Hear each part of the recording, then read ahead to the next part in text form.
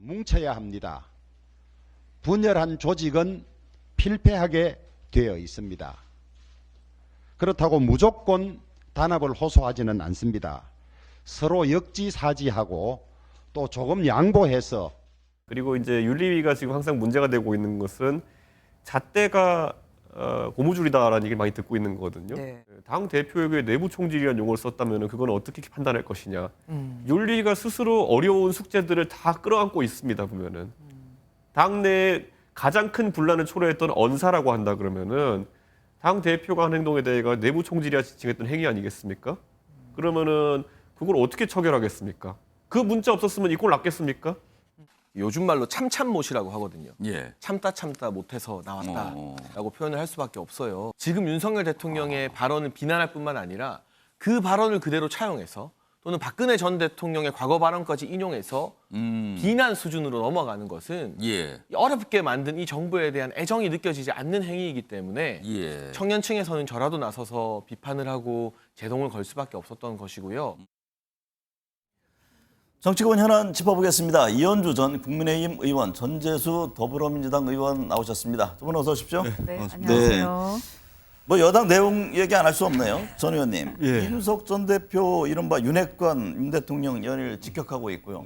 국민의힘 내 청년 정치인들끼리도 또 충돌을 하고 있습니다. 윤리는 경고를 내리고 있고 그에 대해서 이준석 대표는 푸하 이렇게 입장을 내고 있는데 국민의힘 여당인데 왜 자꾸 이렇게 꼬여갑니까?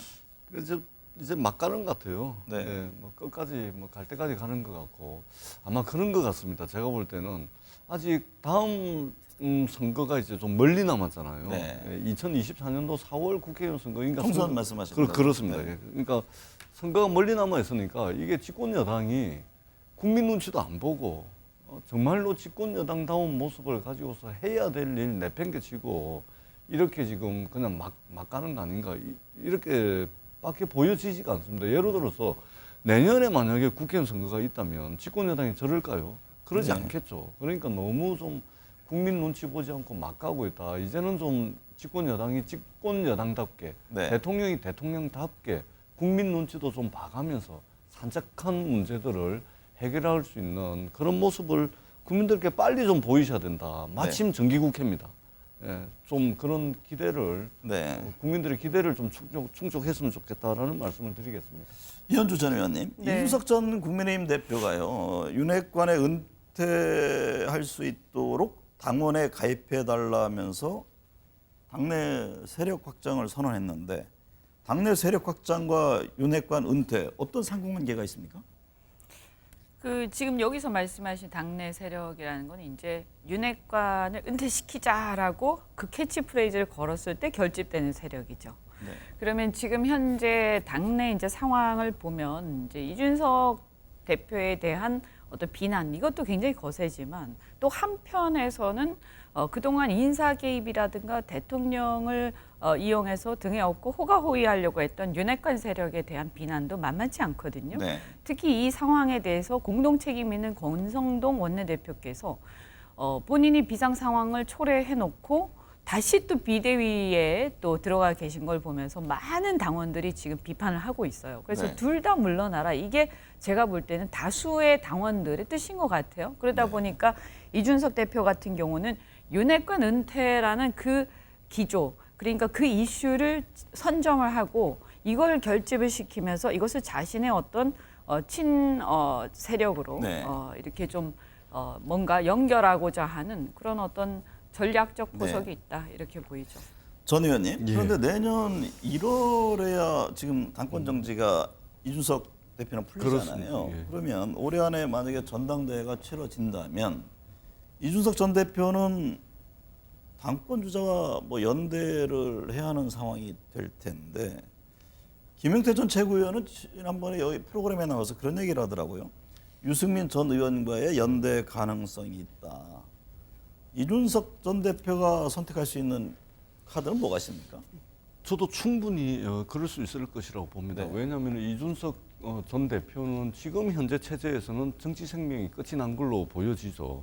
그러면 어떻게든 끝난 정치 생명을 다시 이제 살려야 되는데 그러려면은 지금 당권을 장악하고 있는 핵심 세력들과의 싸움에서 이기는 것 외에는 방법이 없죠. 그렇기 때문에 이길 수 있는 사람이 유승민이면 유승민과 연대할 것이고 네. 그렇지 않고 다른 주자가 나서서 윤핵관들과 싸워서 이길 수 있는 사람이라면 그 사람을 지원을 할 겁니다. 그러면은 그분들이 당권을 장악을 하게 되면 사실은 윤리위원회 징계라든지 이런 것들이 정치적 결정이었기 때문에 네. 충분히 뒤집어 엎어가지고 정치 생명의 부활 이걸 꾀할 수 있다고 보거든요. 그렇기 네. 때문에 윤핵관과 맞서는 유력한 후보가 있으면 그것이 누가 됐든지 간에 그분과 연대하는 것 외에는 별다른 정치적 선택은 없을 것으로 네. 보여집니다.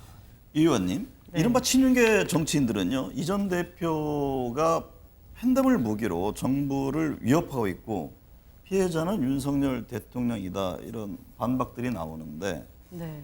본격적으로 반격에 나서는 겁니까?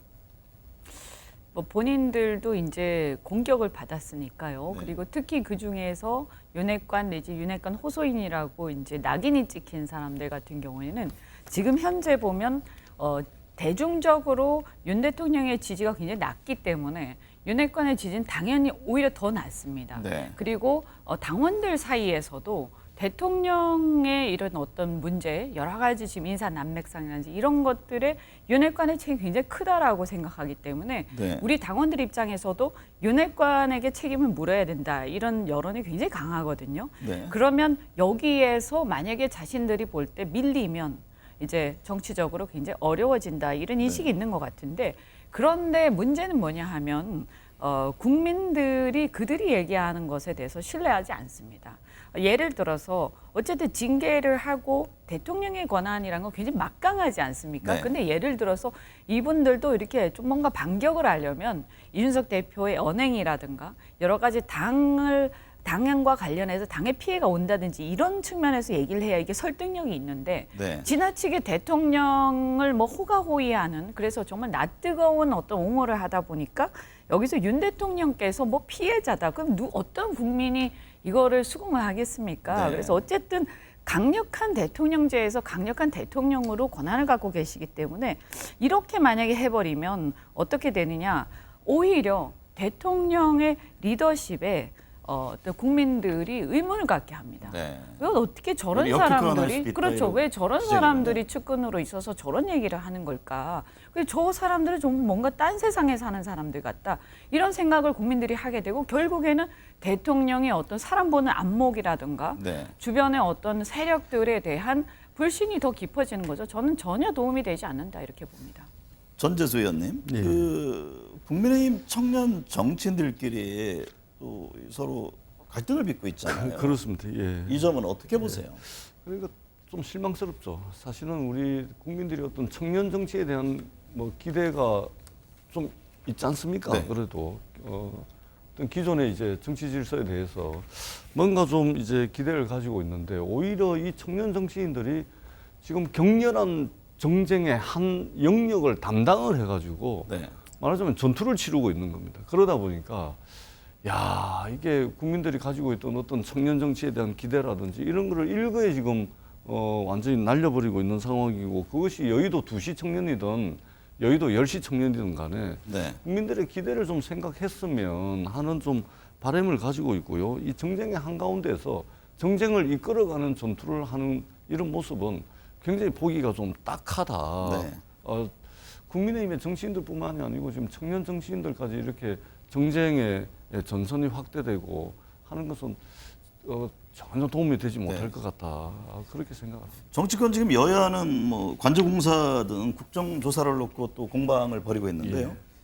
취임식 때 관저공사업체 대표 초청 문제가 불거졌고 김건희 여사 경찰학교 방문한 것도 지금 민주당은 문제 제기를 하고 있네요. 그렇습니다. 그러니까 지금 이 문제뿐만이 아니고요. 네. 지금 이제 지금 김건희 여사 같은 경우는 이제 도이치모터스 주가 조작 사건에도 연루가 돼 있고 네. 사실은 거의 모든 관계자들이 구속이 돼 있는데 김건희 여사만 수사도 안 받고 있는 그런 상황인데 네. 지금 이제 코바나 컨텐츠에 협찬했던 기업들 또 개인적으로 인연이 있던 사람들 또 장모 그 장고 위조 증명 사건에 연루됐던 사람들 공범까지 지금 저기 대통령 그 취임식에 초청이 되고 네. 지금 김건희 여사를 둘러싼 문제가 굉장히 난맥상을 보이고 있습니다. 저는 굉장히 부적절하다고 보고 있고요. 그다음에 공개 행사에 나서 가지고 사실은 기존의 대통령 행사와 관련된 그 관례, 네. 의정 관례 이런 걸 완전히 깨면서 같은 공간에서 대통령과 영부인이 공개 행사와 비공개 행사를 동시에 치르는 전례 없는 의전을 저희들이 보고 있습니다. 네. 그렇기 때문에 국민 눈치 좀 봐가면서 좀 네. 하시는 게 좋지 않을까. 국민들이 별로 좋게 보고 있지 않거든요. 네. 그래서 집권 여당이든 대통령이든 대통령 내분이든 국민 눈치 좀 봐가시면서 하는 것이 좋지 않을까 이런 생각을 저희들은 가지고 있습니다. 이현주 전 의원님, 김건희 여사 관련 문제 제기에 대해서 여당은 또 역공을 폈습니다. 김정숙 여사의 과거 행보에 대한 지적을 했네요. 네. 이제 뭐 권성동 원내대표께서 그 과거에 이제 김정숙 여사께서 그 이제 같이 이제 홀로 인도 가셔서 타지마할 가시고 뭐 이런 어떤 행사들에 혼자 참석하시고 이런 것들이 있지 않았습니까? 네. 그래서 너무 오버한 거 아니냐 이런 비판들이 있었는데 지금 그 케이스를 아마 이제 빗대서 비판을 하시는 것 같아요. 네. 그런데 이제 사실은 저는 이 부분은 김건희 여사에 대한 부분이나 혹은 김정숙 여사에 대한 부분이나 너무 과도하게 예민한 부분들도 있다. 사실 뭐 그럴 수도 있는 거 아닙니까? 네. 이제 뭐 여사께서 같이 가서 동행하고 또 가서 가만히 있을 수는 없잖아요. 그러니까 뭘 하다 보면 뭐 이런저런 동행을 하면서 이런저런 활동을 하게 되는데 네. 문제는 뭐냐 하면 너무 주목의 대상이 지금 돼 있어요. 네. 그러니까 사실 그렇게 주목의 대상이 돼 있지 않다면 저는 큰 문제가 될 만한 일들은 아니라고 봅니다. 근데 지금 현재 상황이 그렇거든요. 네. 그렇다면 우리가 이제 이것이 옳고 그름의 문제라기보다는 정무적으로 지금 국민들이 보는 눈이 그렇게 곱진 않다. 여러 가지 이제 구설수가 있다 보니까요. 그래서 그것을 감안을 해서 당분간 좀 저는 자제하는 것도 현명한 방법이 아니겠는가 싶습니다. 네. 인적 쇄신 얘기해 보죠. 대통령실이 오늘 개편 방안을 발표한다고 하는데 홍보와 정책 조정 기능에 대한 변화가 예상이 됩니다. 전재수 의원님, 지지율 하락, 국정 혼선 등을 지적하면서 인적 쇄신 얘기들을 많이들 했잖아요. 앞으로 그러면 지지율에 좀 긍정적인 영향으로 올 것으로 보십니까? 저는 지지율에 영향을 미칠 정도의 임팩트가 전혀 없다. 네. 지금 이제 김은혜 홍보수석이 많이 부각이 되고 있는데 네. 마치 윤석열 정부와 집권 여당이 일을 잘 하고 있는데 홍보가 잘 안 돼서 이 지지율이 낮은 것처럼 비춰지고 있습니다. 그리고 대대적인 인적 쇄신이 아니라면 적어도 이러한 결과가 나오기 전까지 어떤 의사결정 과정에 있었던 책임 있는 분을 말하자면 쇄신의 대상으로 삼아야 되는데 네. 우선 듣도 보도 못한 뭐 교육비서관 정리하고 이런 식으로 해가지고는 저는 진짜 긍정적인 국정 동력 회복에 별로 이제 영향이 없을 거다 네. 이렇게 보여지고 다시 한번 말씀을 드리는데 대대적 인적 쇄신이 아니라면 네. 의사결정 과정에 책임이 있는 분을 인적 쇄신의 대상으로 삼지 않으면은 네. 사실은 반등은 어렵다 이렇게 생각을 합니다.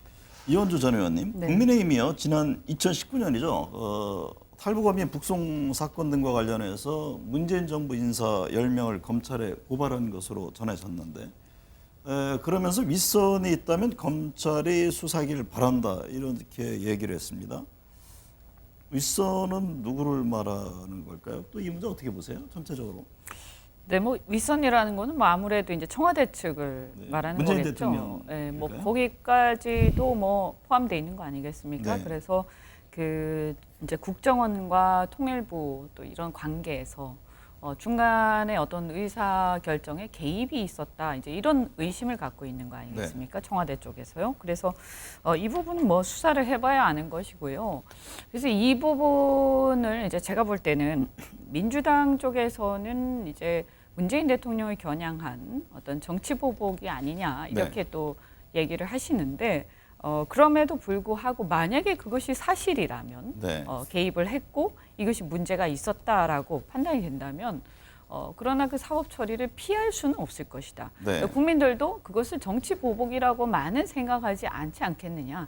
저는 그렇게 생각을 하고요. 다만 이걸 또 우리 쪽에서는 이걸 뭐 어떤 이 국면 전환의 어떤 기대 이런 걸 통해서 이걸 한다면 그것은 굉장히 잘못 생각하는 것이다. 네. 왜냐하면 지금 뭐 국민들이 이 문제에 대해서 관심은 있지만 사실은 이 건에 대해서 관심 있는 층들은 아주 열렬 지지층의 일부이기 때문에 네. 여기에 대해서 처리는 아주 엄정하게 하되 지금의 어떤 국민들 다수의 관심사는 경제 난국을 극복하는 것이고 또 우리 당 내부의 이 난맥상을 빨리 정리하는 것이다. 네. 이렇게 봅니다.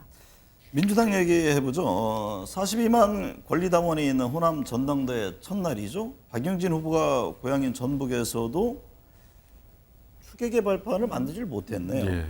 전 의원님, 그럼 어떻게 전체 흐름이 지금 이재명 후보 쪽으로 가는 겁니까? 그런 것 같습니다. 네. 예, 일단은 박용진 의원 고향이 이제 전북이거든요. 그래서 박용진 의원 개인 이야기를 들어봐도 이제 전북에서 뭔가 좀 변화의 단초를 할 것이다 이렇게 늘 이제 주장을 해왔는데 뭐 다른 지역의 경선 결과와 크게 뭐 다른 결과가 아닌 것 같습니다. 그래서 전반적으로 뭐 좀 정리가 돼가는 것으로 네. 그렇게 보여집니다. 네. 이현주 전 의원께서 SNS에 올린 글이 기사화됐던데요. 이재명 의원의 사법 리스크를 지적을 했습니다. 네. 근데 그럼에도 불구하고 권리당원 투표와 여론조사 등에서 거의 80%에 가까운 압도적인 지지를 보내고 있는 배경, 이건 어떻게 이해를 해야 합니까? 그러니까요. 이렇게 제가 볼 때는 어쨌든 민주당 입장에서 보면 사법 리스크는 있다라고 아마 대부분 생각하실 텐데요. 네. 그것이 뭐 어느 정도의 문제냐 이것은 이제 수사를 해봐야 되는 거겠지만 그럼에도 불구하고 그러면 민주당 측에서는 만약에 당 대표가 그리고 전 대통령 후보를 하셨던 분이 그런 사법 리스크에 이제 휘말리게 되면 네. 그러면 이 민주당 자체가 흔들리는 거 아니겠습니까? 네. 그래서 총선을 앞두고 이런 상황이 벌어지는 것에 대해서 상당히 저는 고심이 필요한 상황인데도 불구하고 운명을 같이 하겠다. 이렇게 민주당의 당원들이나 많은 분들이 그렇게 결정을 한 걸로 보입니다. 네. 근데 또 그렇게 하고 나서 좀 걱정되는지 당헌 80조의 개정 얘기가 나왔는데요.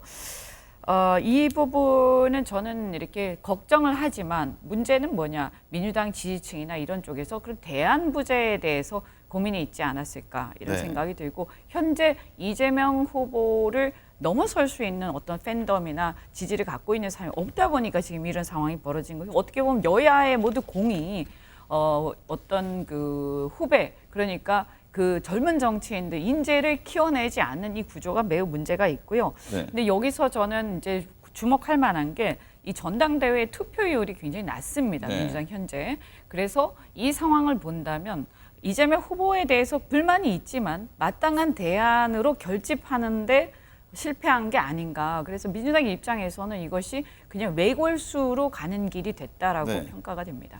전 의원님, 오늘은 26만 권리당원이 있는 전남 광주 당원 투표 결과가 그렇습니다. 공개되는데 이재명 후보가 승부의 쐐기를 박을까요? 아니면 박용진 후보의 뭔가 한 방이 있을까요? 민주당 전당대회를 좀 마무리 수순을 밟지 않을까 싶습니다. 네. 예. 조금 더 역동적이고 조금 더 변화 가능성 있는 그런 민주당 전당대회가 됐으면은 그래서 국민들의 관심을 조금 더 불러일으키는 그런 전당대회가 됐으면 하는 기대가 있었는데 네.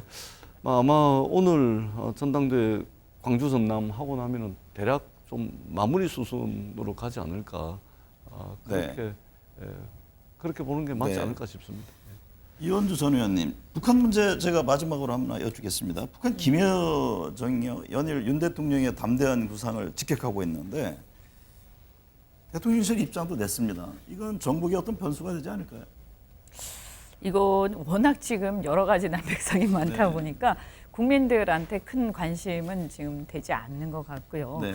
다만 이제 이게 담대한 구상이라는 걸 발표를 하셨잖아요. 네. 그런데 저는 이 내용은 훑어보니까 굉장히 저는 나름대로 그 내용을 이제 높게 평가할 만한 것이 많다. 네. 그리고 사실 진일보된 내용입니다, 분명히. 그런데 이게 왜 주목을 못 받느냐? 이게 담대한 구상을 발표를 했지만 이것이 실현 가능할 것 같은 분위기가 조성돼야 되는 거예요. 네. 근데 지금 아이스 브레이킹이 전혀 안 된 상태에서 이 구상만 내용만 훌륭하게 해서 발표가 되니까 국민들한테 와닿지 않는 거죠. 네. 그래서 그런 부분들이 좀 아쉽다. 그래서 이 북한하고의 지금 이 얼어붙어 있는 이 관계를 어떻게 깰 건가 하는 것부터 고민을 하고 그렇게 된 다음에 어떤 구체적인 내용으로 건너가야 되는데 네. 이 부분을 생각을 해야 되고 근데 문제는 또 하나가 이제 주변을 둘러싼 지금 국제 정세 자체가 이렇게 그다지 호의적이지 않기 때문에 네. 저희가 사실 이 부분은 좀 길게 보고 호흡을 네. 길게 갖고 가야 될 것 같긴 합니다. 네, 오늘 두 분 말씀 감사합니다. 네, 고맙습니다.